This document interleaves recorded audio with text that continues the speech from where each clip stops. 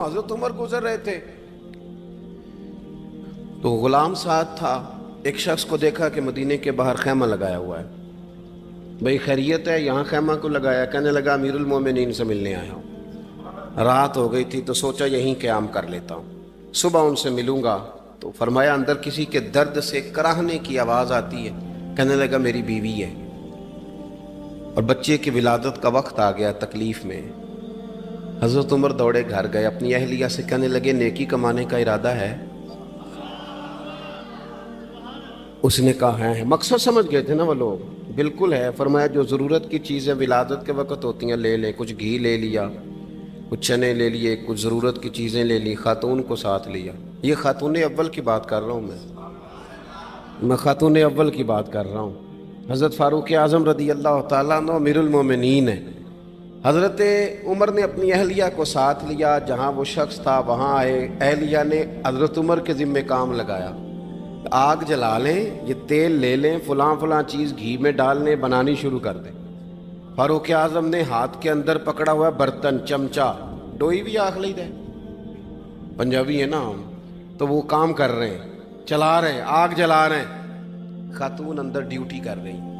تو وہ شخص جو تھا نا جس کی بیوی تھی, وہ کہتا ہے میں 2-3 دفعہ کا غلام ادھر آ, فلانی چیز بتا. میرے ذہن میں یہ تھا کہ امیر المومنین نے کو بندہ کھڑا کیا آنے جانے والے مسافروں کا خیال کرے.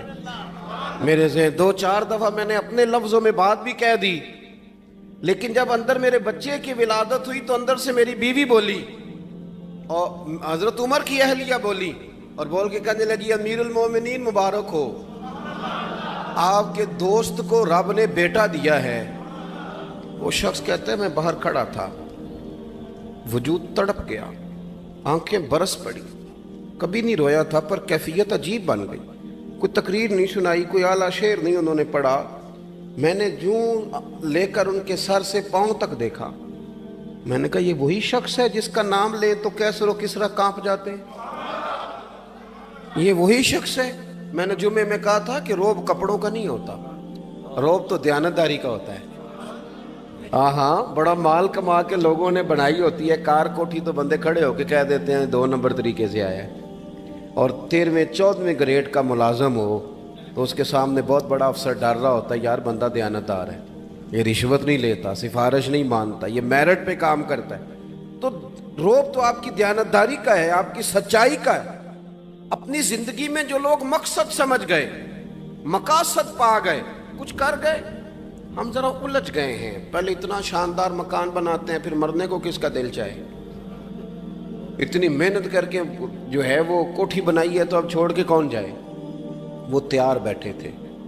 انہیں نبی کریم نے کہا تھا کن فی الدنیا کانک غریب او عابر السبیل, تم نے مسافروں کی طرح رہنا ہے.